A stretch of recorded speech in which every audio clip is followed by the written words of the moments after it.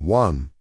The discovery. A barrel in the woods, in the stillness of New Hampshire's dense forest. There is a silence that feels different from other places. It is heavy, almost ancient, as if the trees have learned to hold secrets for decades at a time. On a cold afternoon in November of 1985, that silence was broken not by a scream, not by a gunshot, not by anything dramatic. It was broken by a simple, curious glance into the shadows.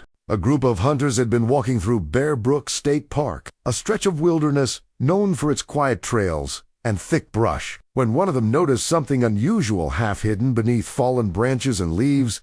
An old, rusted metal barrel, a 55-gallon drum, weathered by time, sitting oddly out of place in the middle of the woods. It looked abandoned, forgotten, maybe even dumped there. At first, it didn't seem worth a second thought. But something about it bothered them. Maybe it was the way the barrel leaned slightly to the side. Maybe it was the strange scent coming from inside the metal, faint but unmistakably wrong. Or maybe it was simply instinct, the sense that whatever was inside wasn't meant to be found. The men approached cautiously. When they removed the branches and wiped away the dirt, the barrel revealed a darkness far deeper than the forest itself. Inside were plastic bags, torn and decaying. The moment the first bag was opened, every sense of normalcy vanished. Inside were human remains, a woman and a young girl, their bodies partially skeletonized, wrapped in plastic, left in the woods as if they had been forgotten by the world. In that instant, Bear Brook State Park transformed. It was no longer just a place for hikers and families. It became a crime scene, a mystery, a grave. And for the next 3 decades, it would hold on to its secrets, with a chilling silence that would frustrate investigators and haunt generations of people connected to the case. Asterisk, asterisk, asterisk. When police arrived, the scope of the discovery began to take shape. The barrel was examined carefully, and the bodies were removed with reverence and caution. The woman was believed to be in her 20s or 30s.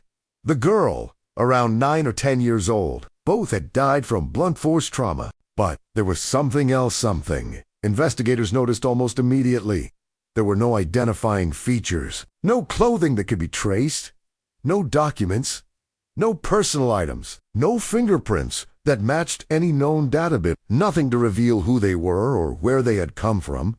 They were ghosts, and the barrel became the only clue. Forensic experts painstakingly examined the drum. It was a common 55-gallon metal barrel, nothing special, nothing unique, nothing that pointed to a manufacturer or a precise location. It had been exposed to the elements for years, possibly a decade.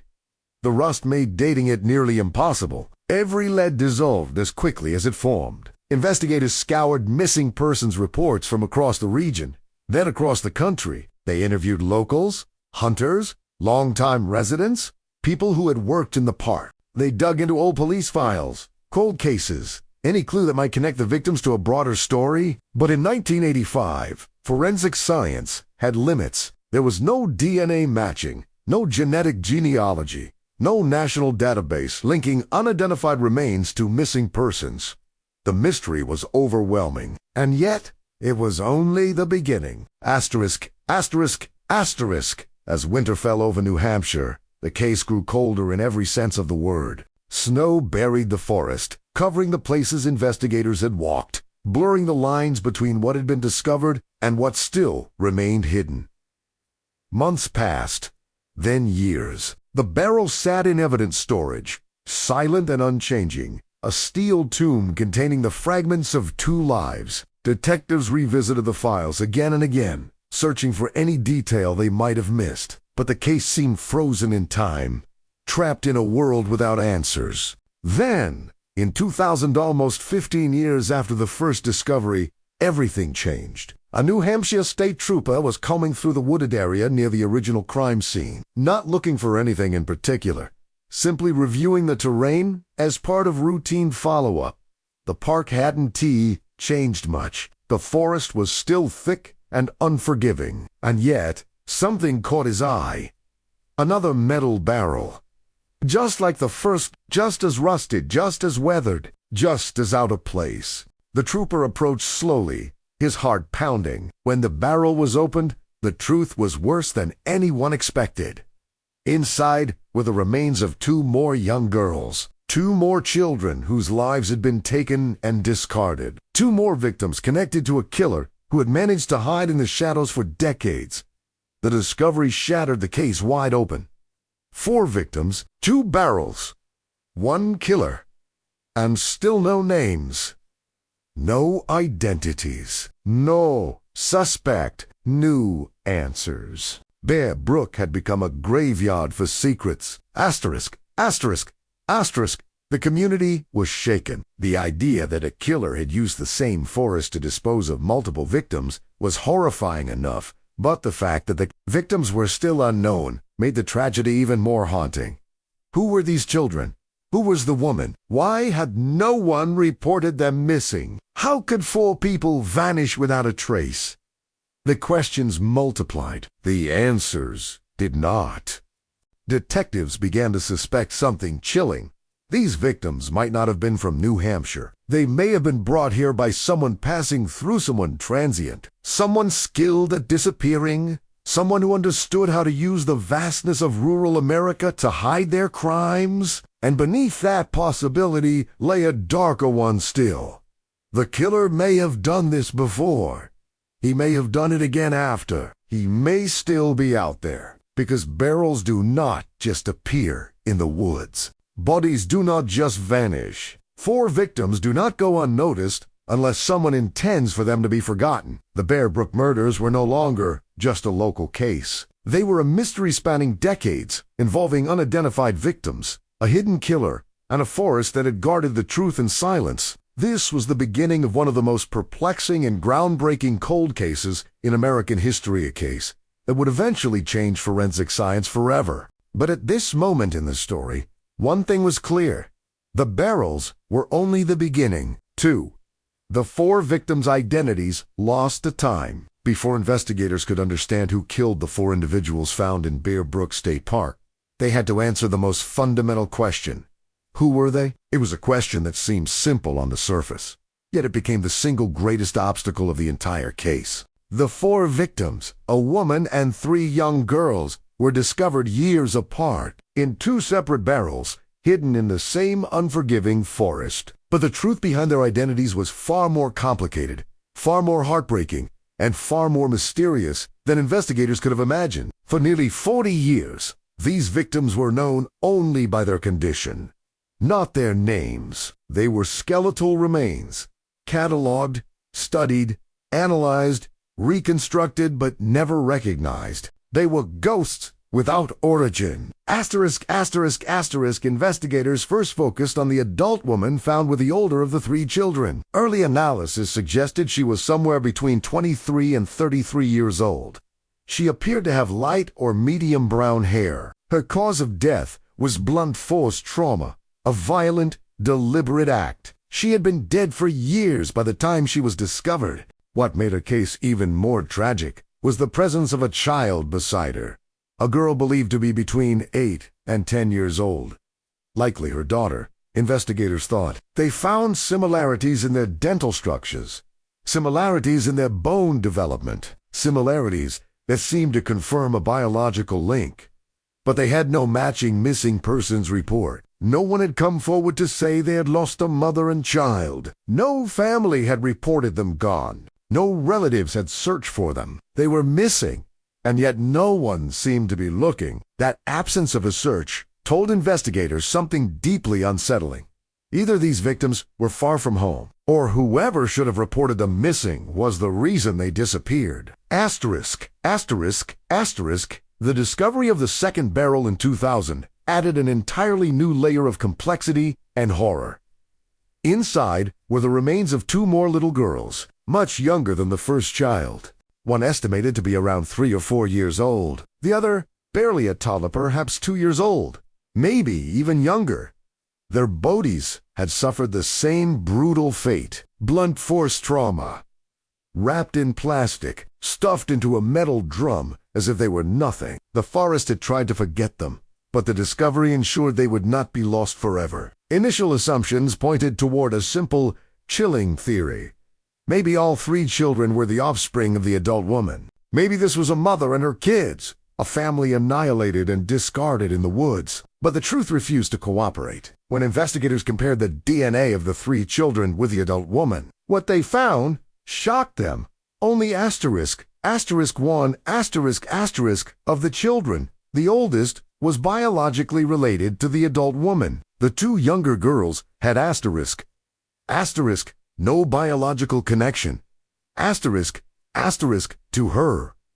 They also had no biological connection to each other. Three children, three different origins, each unrelated by blood, each ending up in the same nightmare. This discovery shattered the idea that the case involved a single family. It complicated everything. It meant that whatever monster was behind the barrels may have had control over multiple children from entirely different backgrounds. It also opened a darker possibility. The killer may have been collecting victims, not random, not opportunistic, but deliberate, intentional, methodical, a pattern that suggested a long and disturbing history of violence. Asterisk, asterisk, asterisk. Investigators tried everything available at the time to identify the victims. They recreated the faces using forensic clay.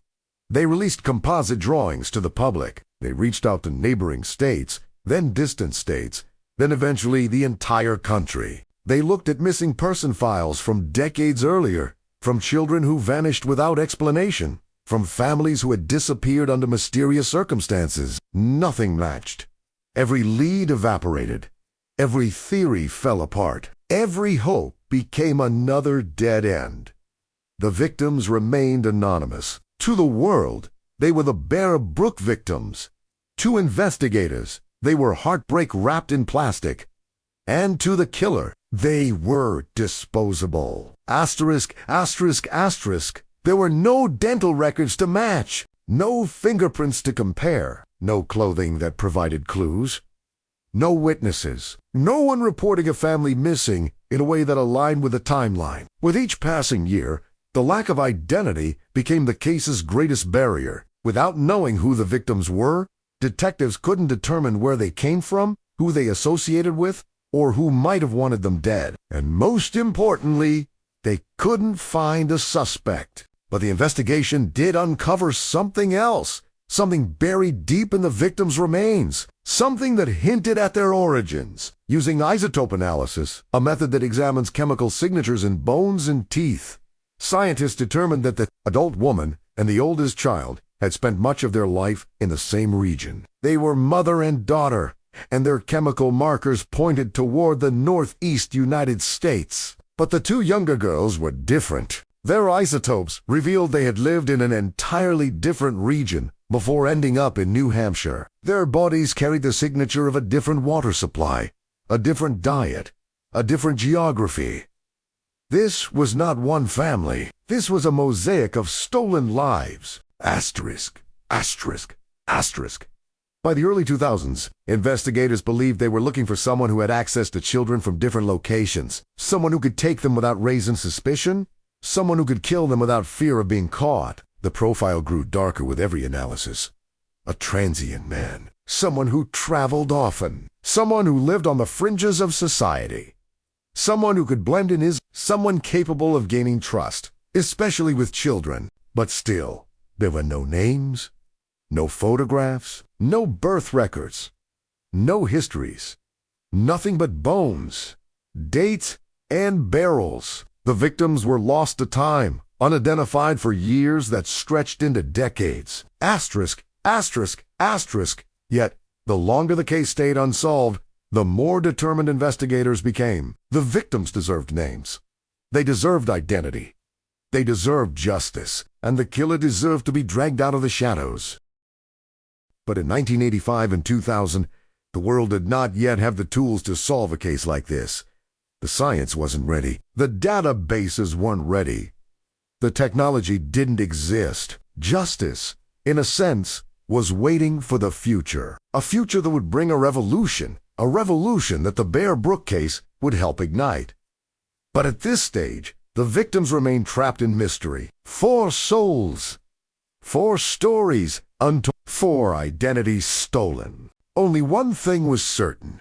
Whoever killed them had not planned on them ever being found, and yet the forest had given them back. 3.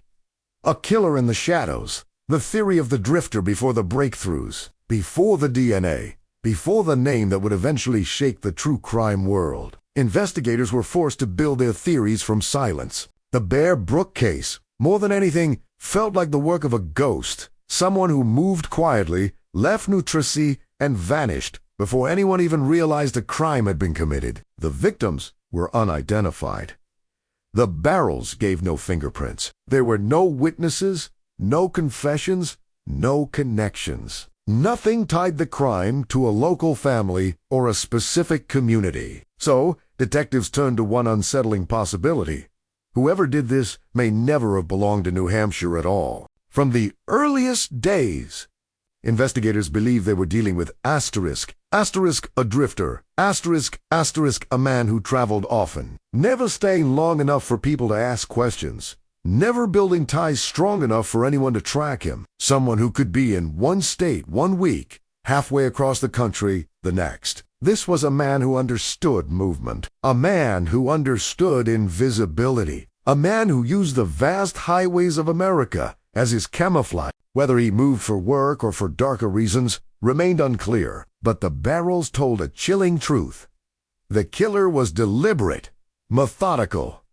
He was no amateur. He treated the disposal of bodies like routine, as if he had done this before, or would do it again. One of the earliest theories was that the killer might have been involved in asterisk the carnival circuit asterisk construction work, or seasonal jobs, that attracted transient men. These industries were known for constant travel, for temporary communities, for large numbers of people passing in and out without being noticed. Workers often lived in trailers or campers, moved unpredictably, and left no stable footprint. If the killer lived this lifestyle, the chances of anyone remembering him, let alone connecting him to a group of missing women or children, were slim. But detectives also noticed something else. The killer was comfortable with children. He had access to them. He knew how to control them. He knew how to isolate them. This wasn't the work of a man who attacked a family at random. This was someone who had direct, intimate access to his victims. That meant one terrifying thing. He didn't just kill. He lived among them. The barrels provided the first physical clues that shaped the psychological profile. Investigators scoured every detail. The plastic, the decomposition pattern, the specific type of electrical wire used to bind one of the bags, the unusual manufacturing markings stamped on the steel. These details suggested that the killer had a background in industrial work, mechanics or maintenance jobs, fields, where 55-gallon drums were common. The barrels weren't from a retail store. They were industrial grade, often used in factories, warehouses, and repair shops. But the killer hadn't left these barrels near an industrial area. He had carried them deep into the woods. That level of effort told detectives something unnerving. He wanted these bodies hidden permanently. He wasn't panicking. He wasn't rushing. He was calm. He had taken his time. He had a plan. He knew the forest. He knew the terrain. He knew how far from the road he had to go for the woods to become impenetrable. This wasn't impulsive violence. This was ritualistic. The kind of behavior seen in predators who escalate over time. Predators who repeat patterns because the act itself becomes part of their identity. Throughout the 1980s and 1990s, investigators cross-referenced the Bear Brook case with other unsolved crimes across the country. They looked for patterns. Children disappearing with an unrelated adult, single mothers vanishing without explanation, uncleared homicide cases involving blunt force trauma, instances where multiple victims had gone missing together. Dozens of cases seemed promising at first, but they always fractured under scrutiny. The lack of victim identification meant detectives were operating with blindfolds on. Still, The theory remained consistent.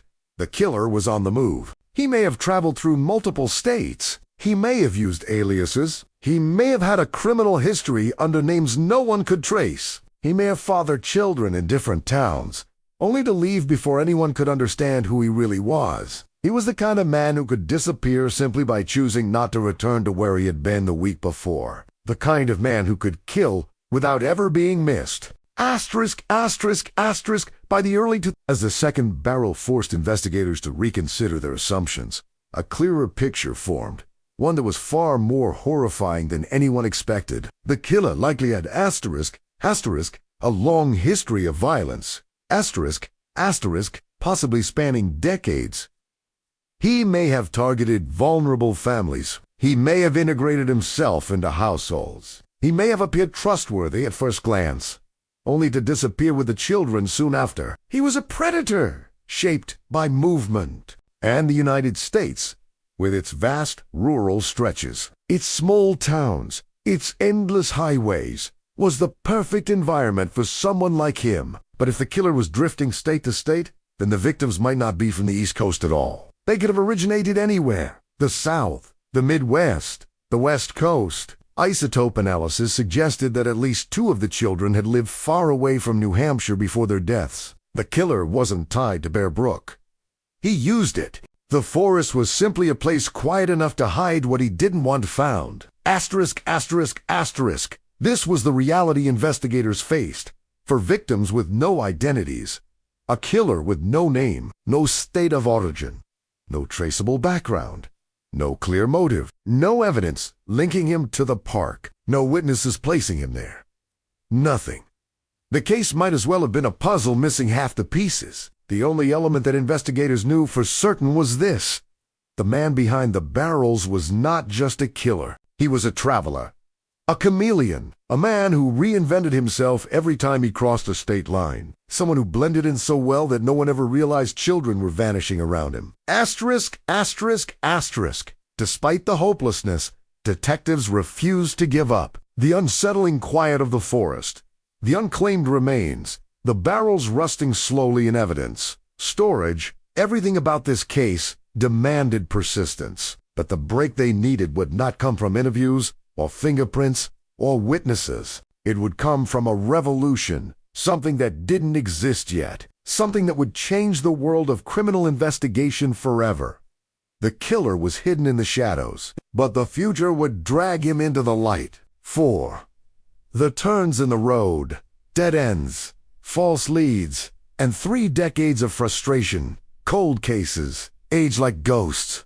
They linger. They torment. They follow detectives home at night and sit with them during long, sleepless hours. The Bear Brook case was no different. As the years rolled into decades, it became a shadow that stretched across generations of investigators, a mystery so vast and so stubborn that it felt almost supernatural in its resistance to answers. From the moment the first barrel was discovered in 1985, the search for the killer and the identities of the victims became a labyrinth with no exits. Every promising trail turned to dust. Every hopeful lead collapsed under scrutiny, and the forest, cold and indifferent, held tightly to its secrets. What followed were years defined by frustration, years in which investigators clawed for clarity in a case that seemed designed to stay unsolved. Asterisk, asterisk, asterisk. In the early years, investigators ran down every possible angle. Missing persons lists were combed through repeatedly. Requests were sent to states across the country.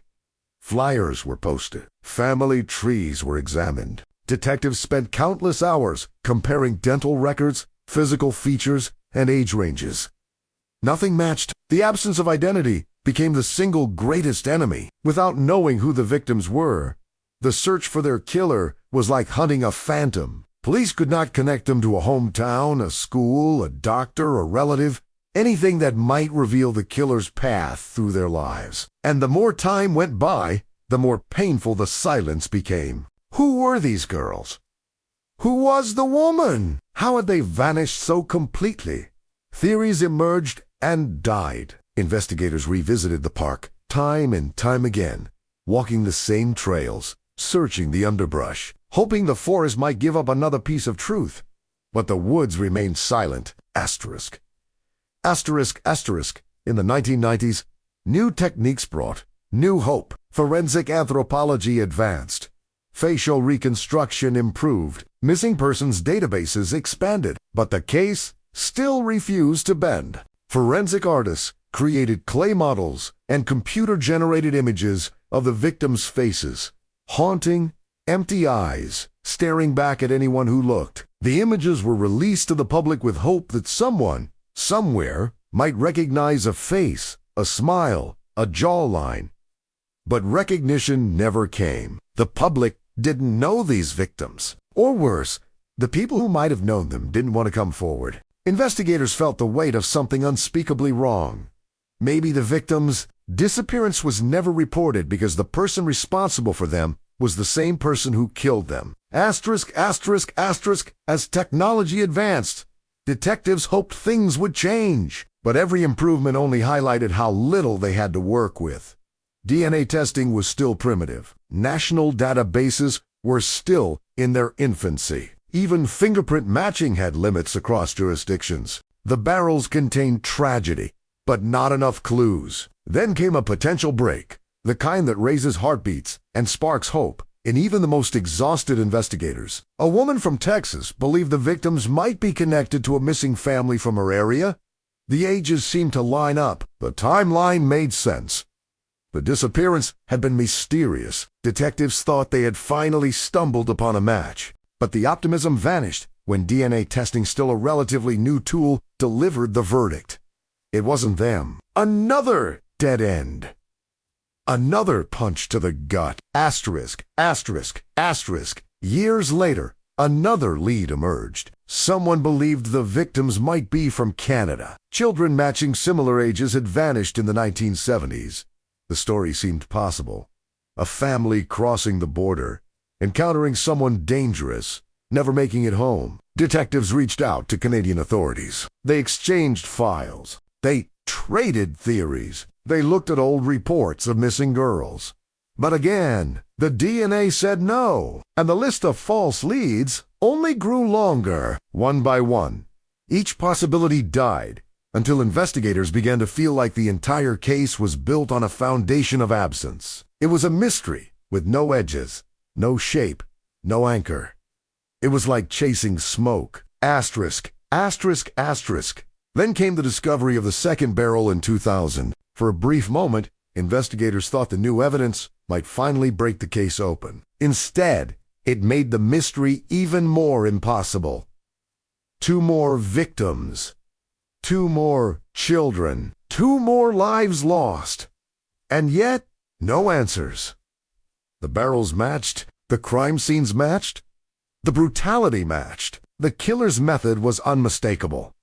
But the identities still refused to surface. Even isotope analysis, which revealed that the victims came from different regions, created more confusion than clarity. The adult woman and the oldest child were linked, but the younger 2 children were not related to either of them, and none of the children were related to each other. This was not a family. This was a collection of lives stolen from different places. And with each revelation, the killer's profile grew darker. He was mobile. He was organized. He was experienced. He was comfortable with children. Far too comfortable. The psychological portrait that formed was chilling.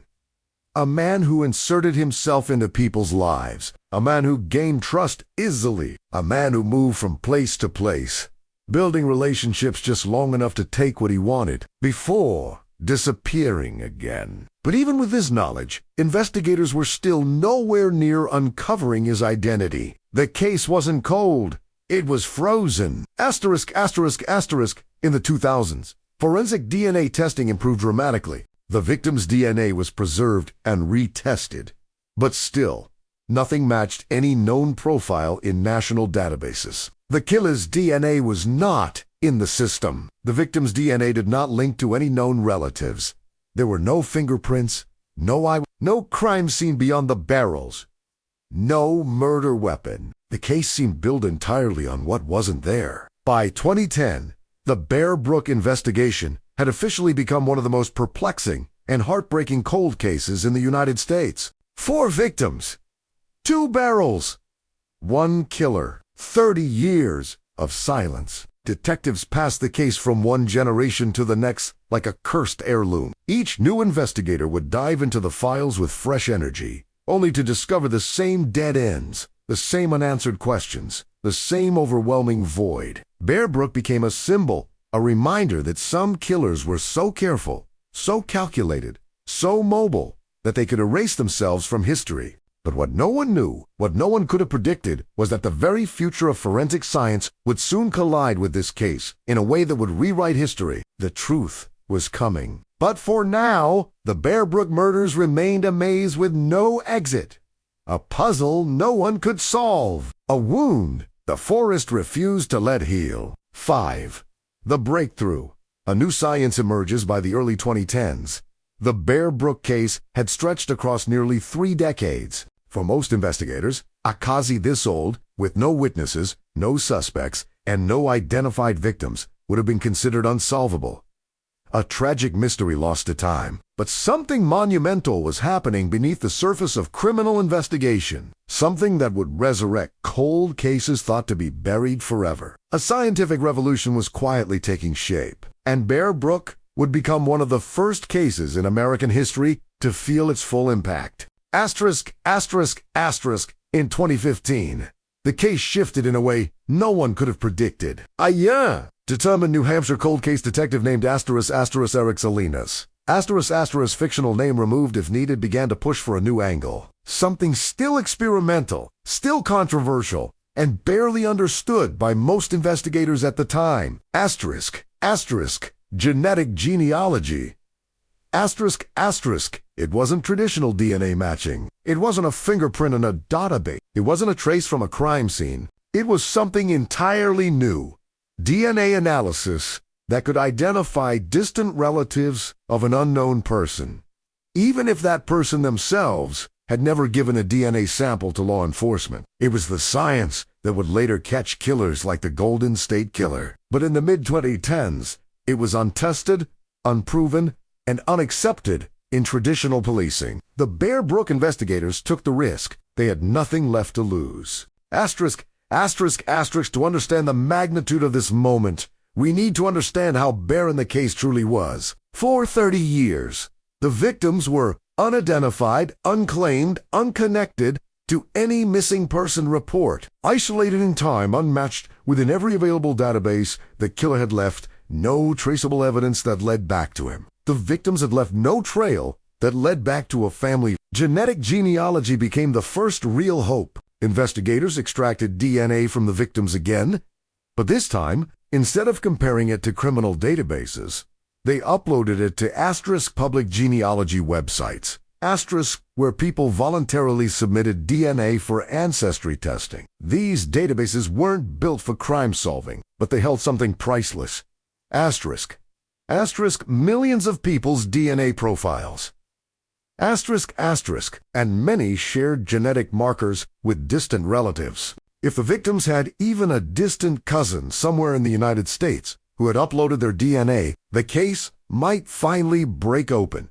Asterisk, asterisk, asterisk. In 2017, the first results appeared. The victims had relatives, not close relatives, nothing like a parent or sibling, but distant genetic connections that offered the first thread investigators could pull in decades. Genealogists began building family trees backwards from the distant Maccas.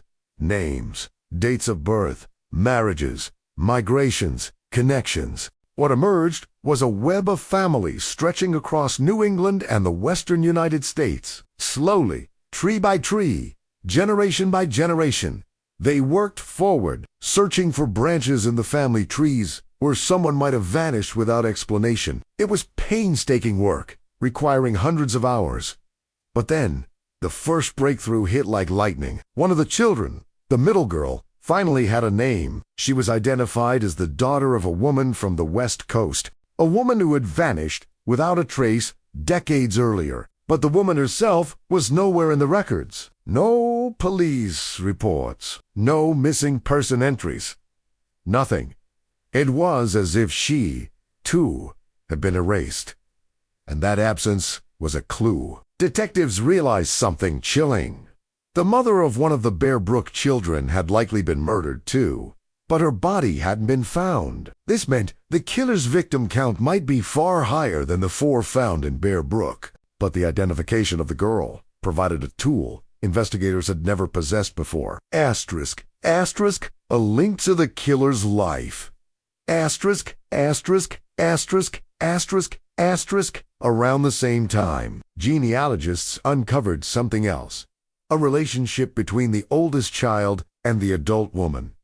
They were confirmed to be mother and daughter. This wasn't new information, but it provided an important scientific anchor in the genealogical work. 2 victims were finally placed on the map of human connection. 2 victims from different branches. 2 victims with entirely different origins. This told genealogists something critical. The killer had pulled these victims from different places, different lives, different families. He had lived among them. He had gained trust. He had inserted himself into their worlds. This was not opportunistic violence. This was predatory behavior unfolding across multiple states over multiple years. The genealogical network grew wider. More matches appeared. More trees were built. More hidden connections surfaced. And then, one detail changed everything. Asterisk, asterisk, asterisk. A genealogist noticed something unusual. A cluster of genetic matches pointed toward a single extended family in rural California. Not the victim's family, but a family tree with missing branches. Men who had disappeared from the record. Men who had drifted through life quietly, leaving almost no paper trail. One man, in particular, caught their attention. A man who had lived across the country. A man who had worked transient jobs. A man who had used aliases. A man who had children in multiple states. A man whose life fit the killer's profile perfectly. He had lived in New Hampshire during the time the murders occurred. He had lived in the same campgrounds discussed by early investigators. He had been arrested several times, but under different names. And he had vanished in the late 1990s without explanation. His real name was asterisk, asterisk Terry Petter Rasmussen.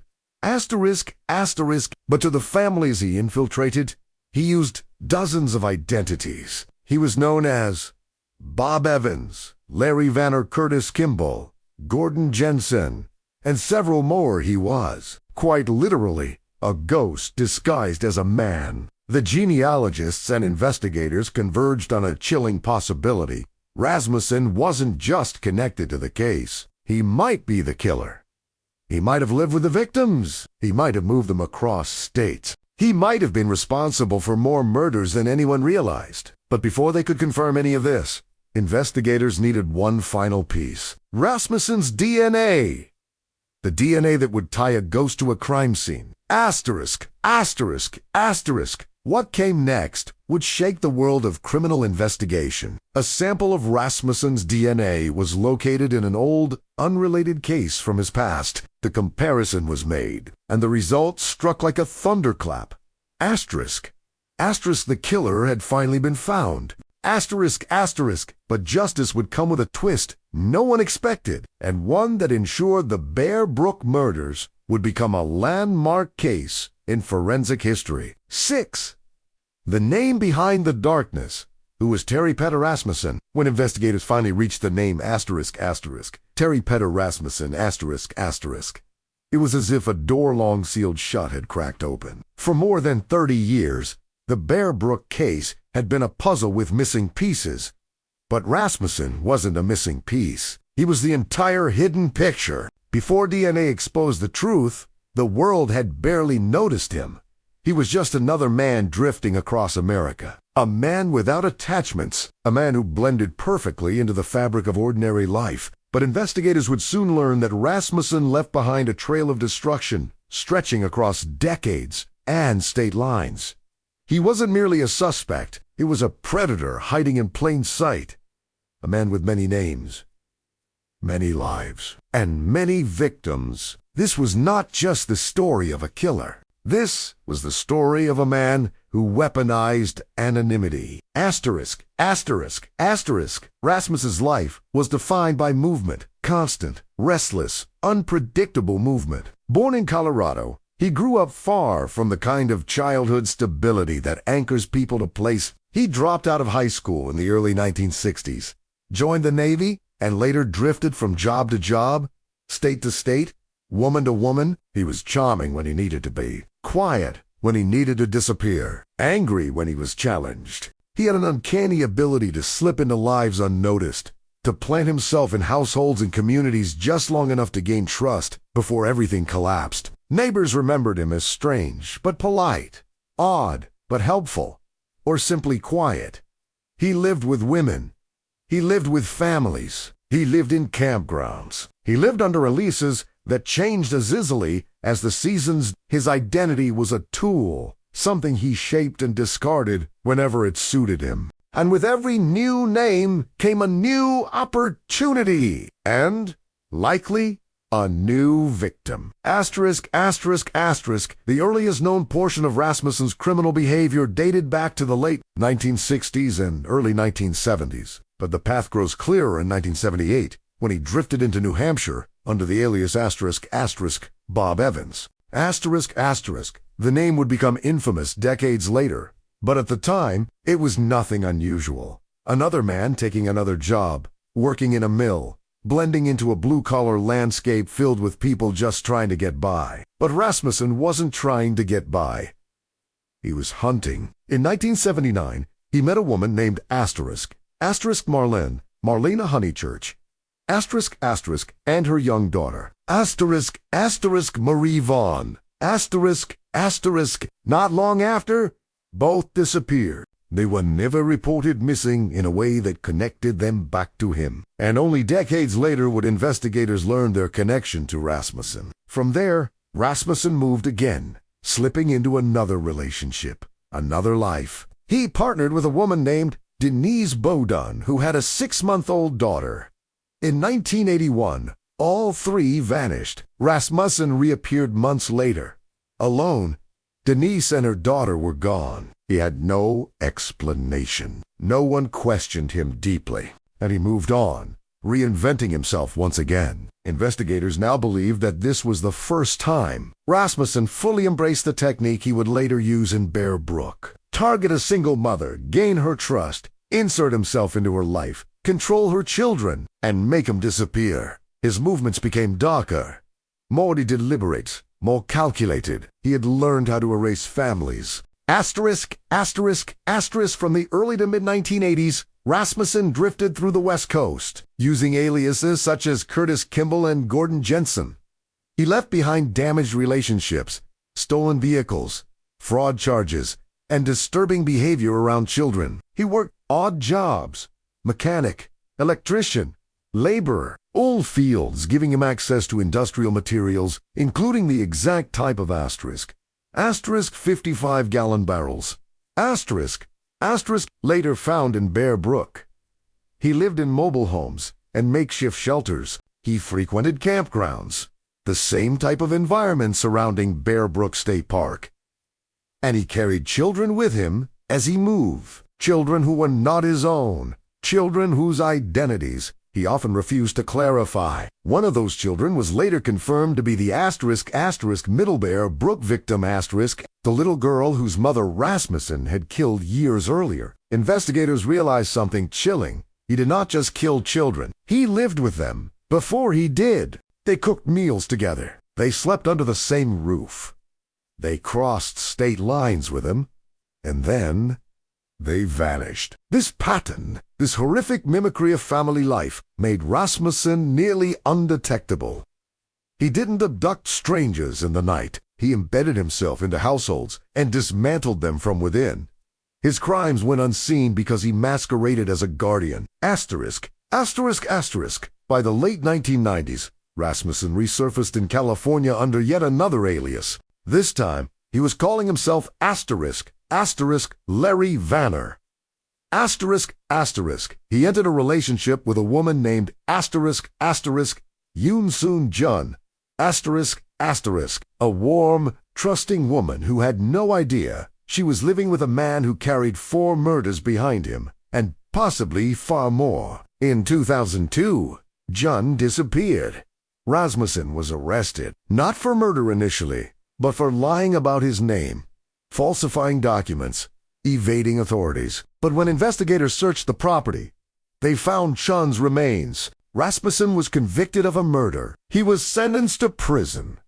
But still, no one had any idea who he really was. The man who killed Yoon Jun was not Larry Vanner. He was not Curtis Kimball. He was not Bob Evans. He was a phantom built from stolen identities. It wasn't until 2017, 5 years after his death in prison, that investigators, using genetic genealogy, finally learned the truth. The man they had buried under one name was actually Terry Petter Rasmussen. And he was almost certainly the Bear Brook killer. What investigators uncovered next was horrifying. Rasmussen had inserted himself into families, charmed single mothers, stolen children, lived in trailers and cabins across the country, worked with tools and chemicals, and always stayed just under the radar. But his most disturbing trait was this: he formed relationships not because he wanted love, but because he wanted access. Access to vulnerable women, access to isolated children, access to victims. He was patient, calculating, and comfortable maintaining lies for years. He could be a boyfriend, a father figure, a handyman, a neighbor, whatever he needed to be, until the moment he decided to kill. The Bear Brook victims were not random. They were chosen, targeted, controlled, moved like possessions, and ultimately disposed of with detachment that bordered on the By the time investigators pieced together Rasmussen's history, one terrifying fact became undeniable. The Bear Brook victims were almost certainly not his only victims. He had moved too widely, lived too quietly, manipulated to his disappeared too effectively. There were missing women, missing children, unidentified remains across multiple states, victims who fit his pattern. He may have been one of America's most prolific and most hidden serial killers. But now, the truth was finally coming into focus. The ghosts had a name, and the name belonged to a man who hid behind others' identities for decades. But the next question was even more disturbing. How do you bring justice to victims whose killer died before anyone even knew who he was? The answer would come not through punishment of the dead, but through revelations that would forever reshape forensic science. The Bear Brook case wasn't just being solved. It was about to change the very future of solving crime. 7. The unraveling. How the truth finally surfaced by the time investigators confirmed the name. Terry Petter Rasmussen. The Bear Brook case no longer felt like a mystery. It felt like an avalanche. As soon as one truth broke free, dozens more followed, each one darker than the last. The investigators who had spent decades staring into a void were now drowning in revelations. The silence that had defined the case for 30 years was collapsing into a thunderous, unstoppable wave of answers. But knowing the killer's name was only the beginning. The next battle was understanding the full truth.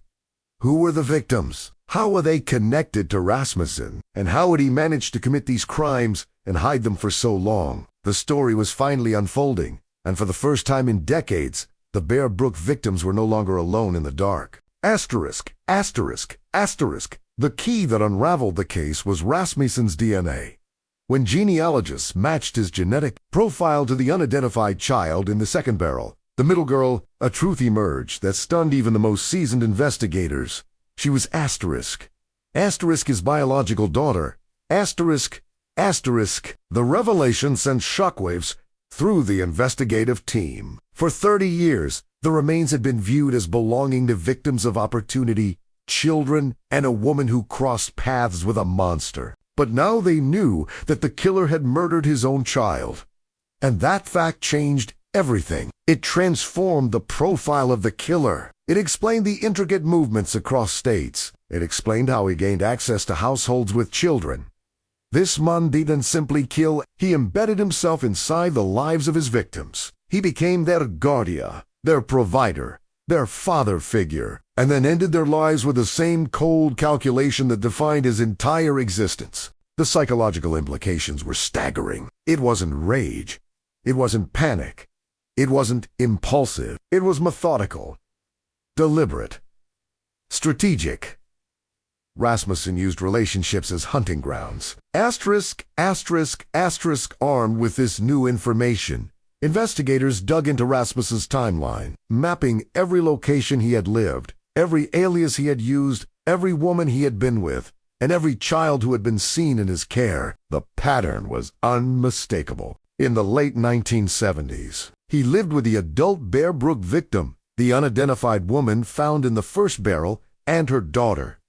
Shortly after meeting Rasmussen, they vanished. No records, no witnesses, no missing person reports. They had simply been erased. Then, years later, he appeared with a new child, the biological daughter whose remains were found in the second barrel. Her mother, unknown, never identified, never reported missing. Likely another woman who crossed his path and did not survive. Investigators realized that Rasmussen didn't just kill women. He replaced them. He created new families as he moved across the country. Children in tow, women disappearing behind him like shadows swallowed by night. He was a man who reinvented his life every time he destroyed the one he had just lived. With his timeline exposed, investigators returned to the barrels with a new lens, one shaped by decades of forensic advances and the fresh understanding that the victims were intimately connected to Rasmussen in ways no one had previously imagined. The adult woman in the first barrel, the one closest to Rasmussen's age, was now believed to have been his partner during the late 1970s. She was not related biologically to any of the three children, but she had lived with at least one of them. The oldest child in the first barrel was her daughter. The biological daughter in the second barrel was Rasmussen's, a child he carried with him across multiple states. The youngest child, the toddler in the second barrel, remained the greatest mystery of all. She had no biological connection to anyone else in the barrels. She belonged to a separate family, a separate life, a separate story. This was perhaps the most haunting part of the entire case.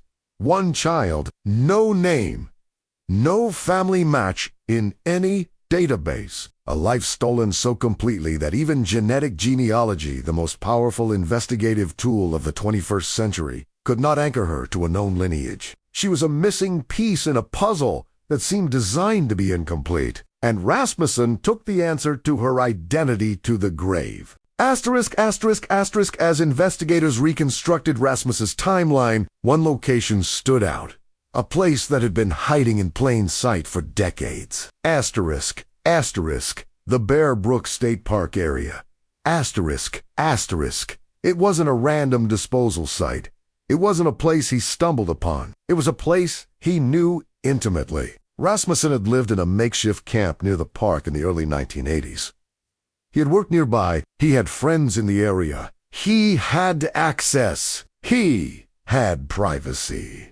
And he had the one thing killers like him crave: no one watching.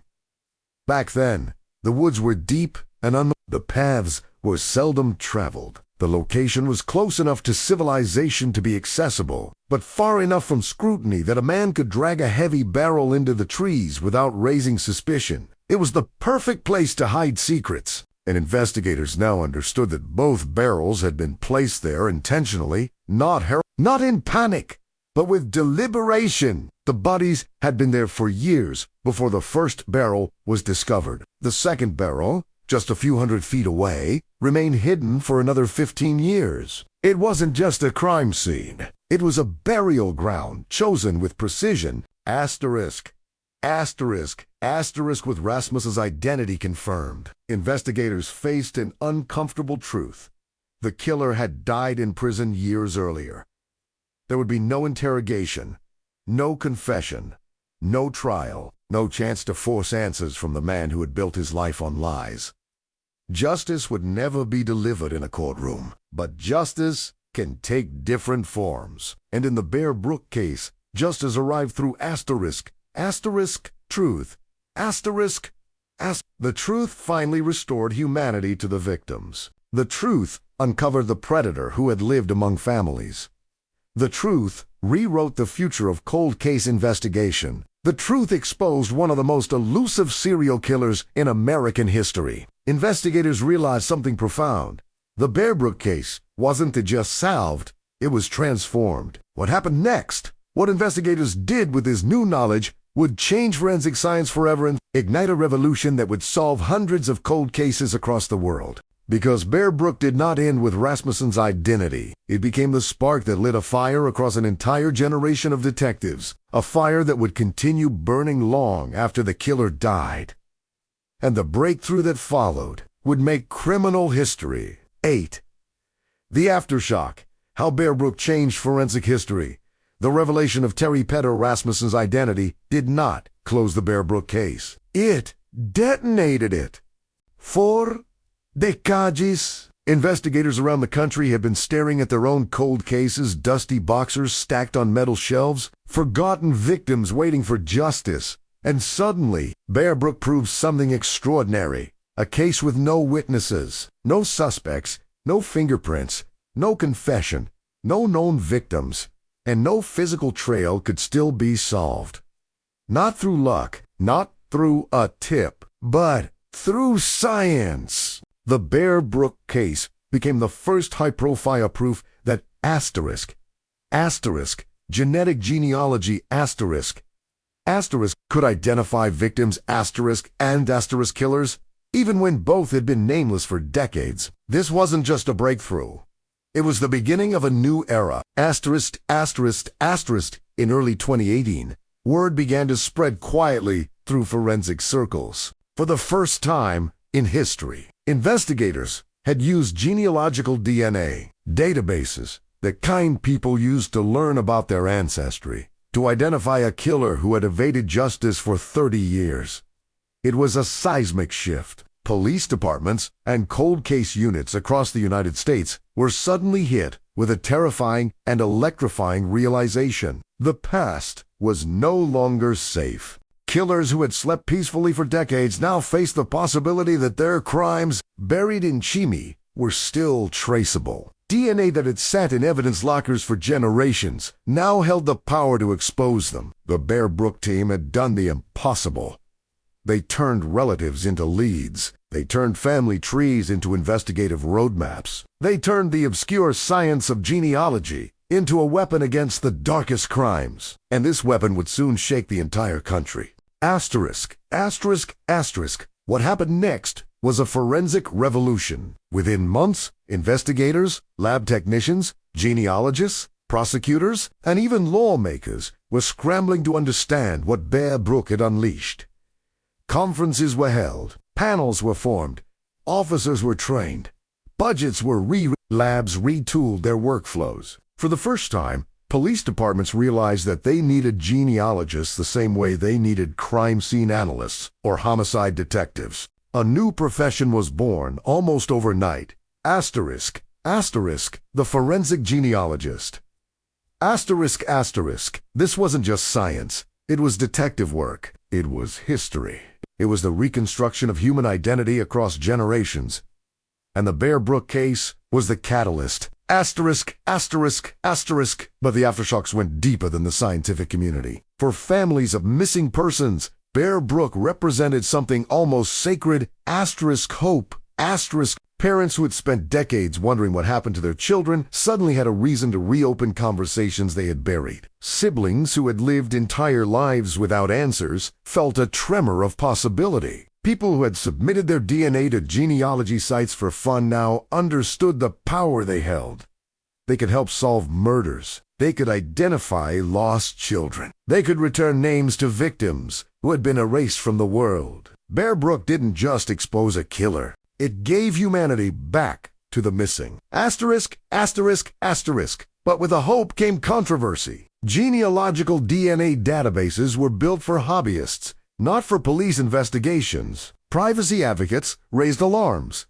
Legal teams debated boundaries. Politicians asked whether the government should be allowed to use private DNA information for criminal cases. Some databases shut their doors to law enforcement.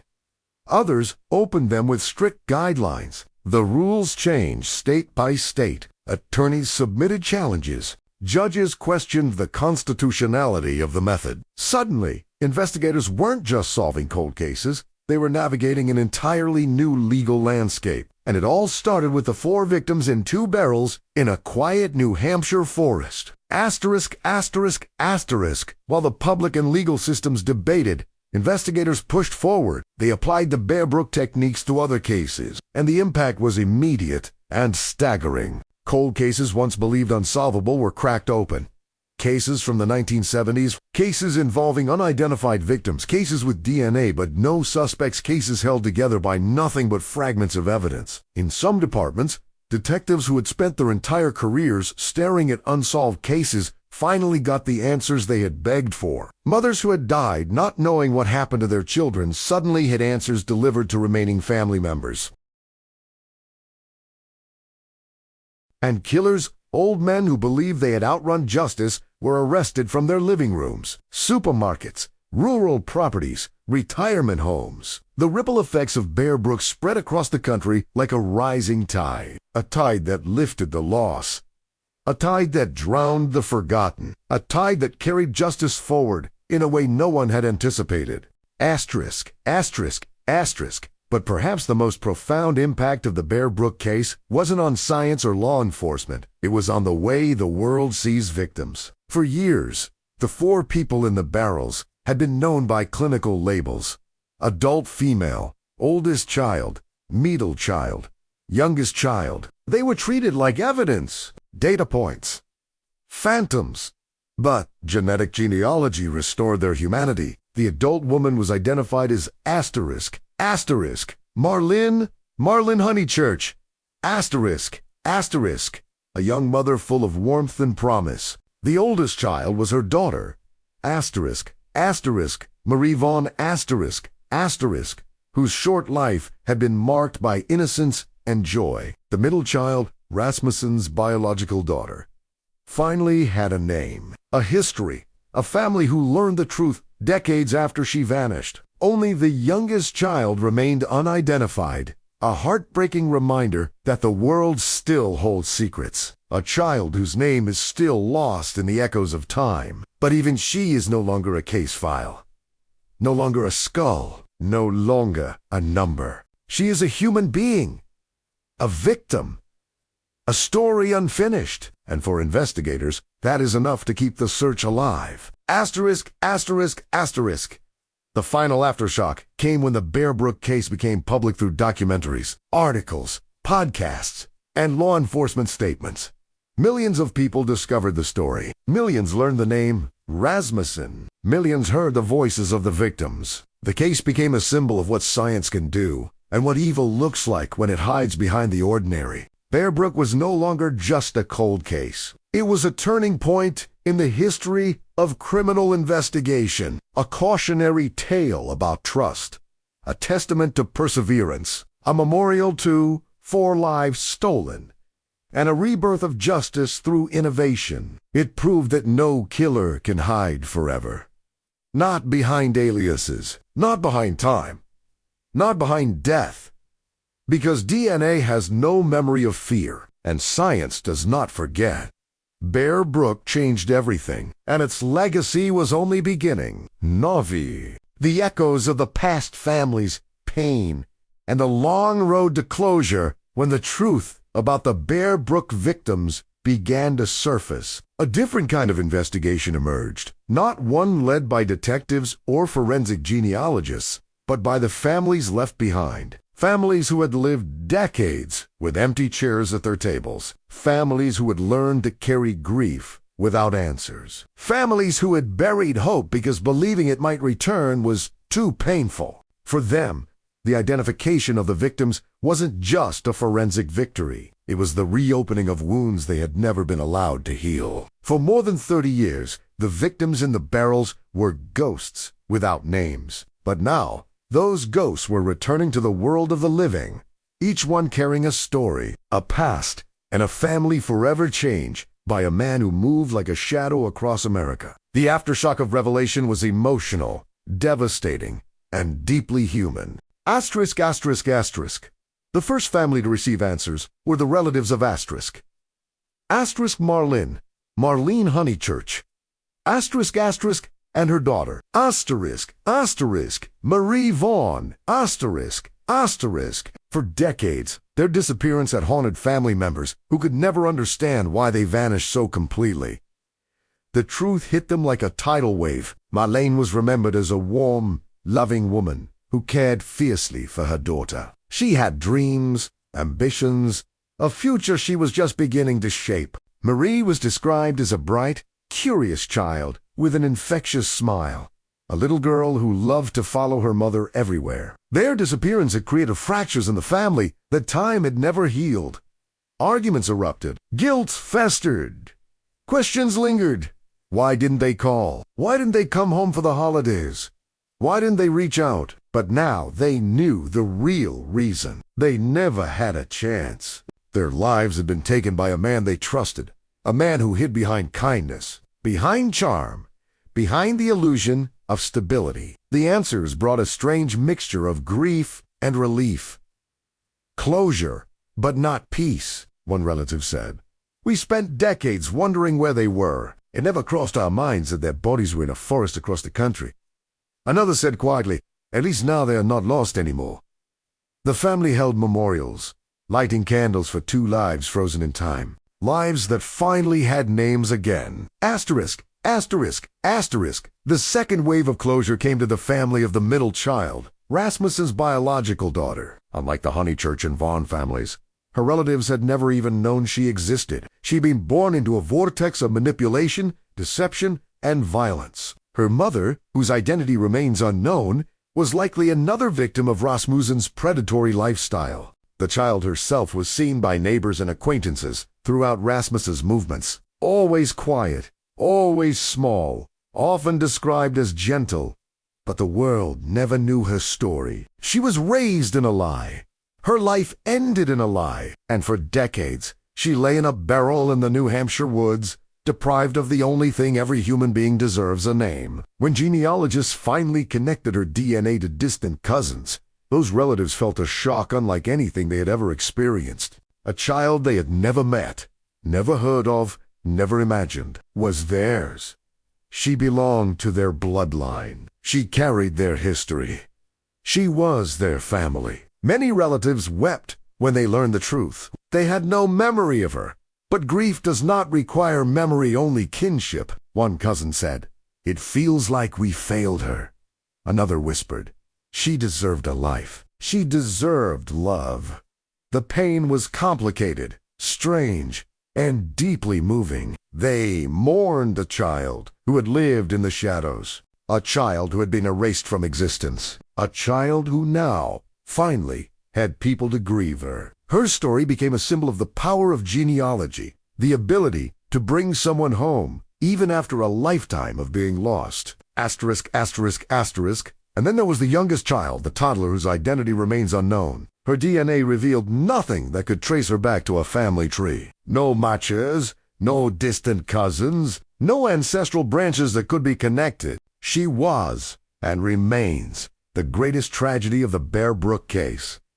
A little girl with no name, no known past. No photographs, no relatives seeking her, no stories to place her in the world she briefly walked. Investigators searched tirelessly for any trace of her history. Missing person reports, runaway lists, custody disputes, foster system records, birth certificates, hospital logs. Nothing. She was the ghost child of Bear Brook, a silent reminder that the world still holds victims who slipped through every crack. Yet even she was no longer alone. People across the country, strangers, parents, children, genealogists, detectives, began to claim her in their hearts.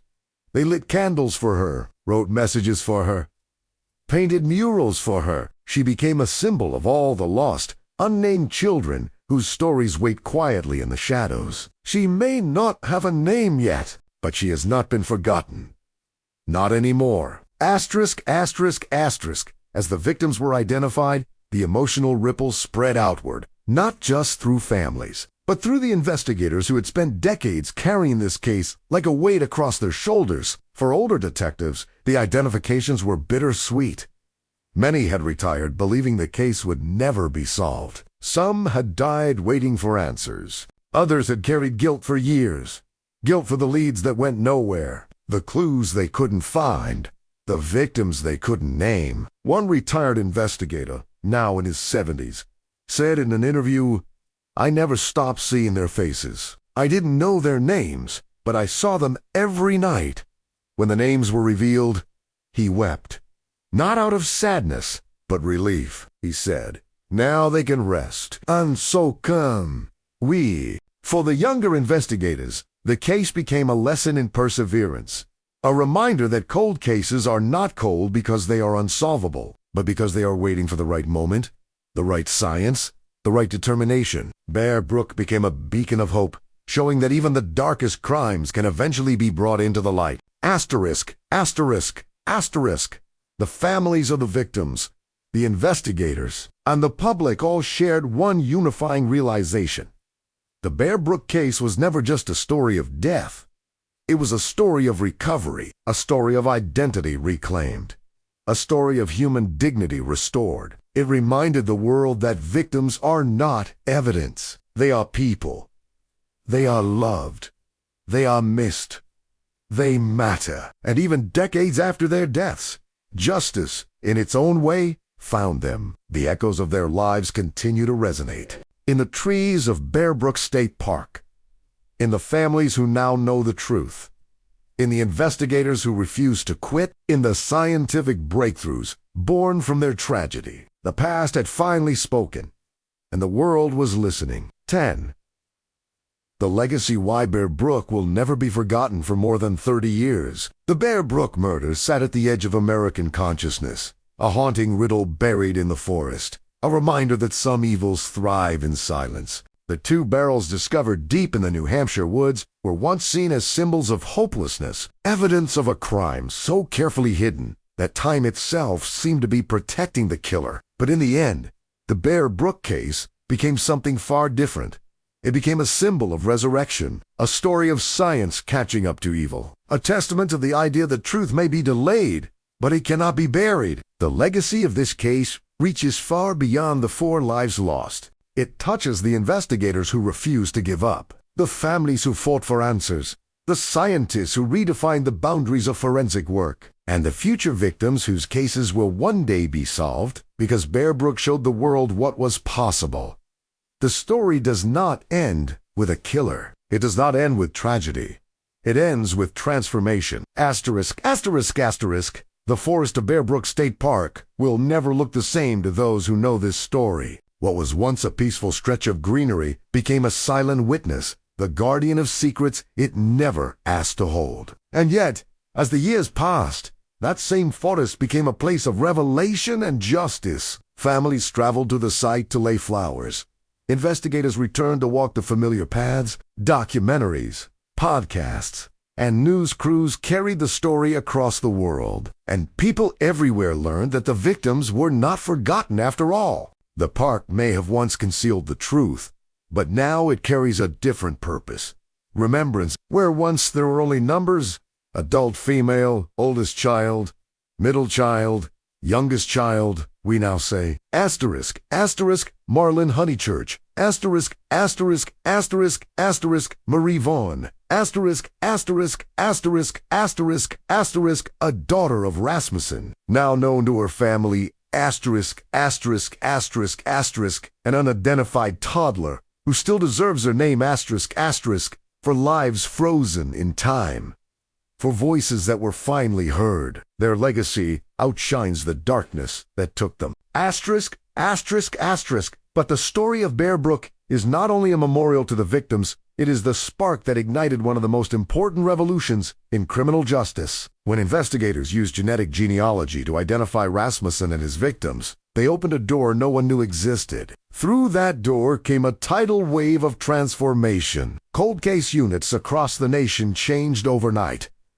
New forensic divisions were created. Genealogists joined homicide teams. Budgets shifted to prioritize advanced DNA work. Prosecutors rewrote investigative guidelines. Judges began hearing cases built on genealogical webs rather than traditional evidence. Bear Brook forced the world to rethink what was solvable. It challenged the cynicism that had settled into decades-old investigations.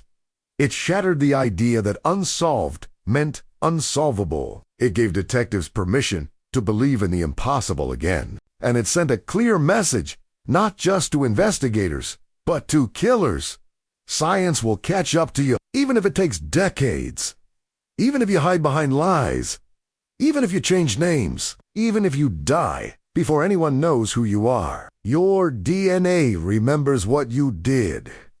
And your past will find you. Asterisk, asterisk, asterisk. The legacy of Bear Brook also reshaped public consciousness. People around the world began submitting their DNA to genealogy sites with a newfound sense of purpose, not just to learn about their ancestry, but to help solve crimes. Some discovered they were related to victims. Some learned they were related to perpetrators. Many realized that their DNA could be the missing puzzle piece in a case older than they were. In this way, the public became part of the investigative process. Ordinary people helped restore identity to the forgotten. Strangers helped deliver justice to families who had been waiting a lifetime. Bear Brook turned genealogy from a hobby into a movement. Asterisk, asterisk, asterisk. And then there was Rasmussen himself, a man who thought he had escaped justice. A man who used aliases like armor, identities like shields. A man who believed that erasing his past meant erasing his crimes. But his legacy is not one of fear.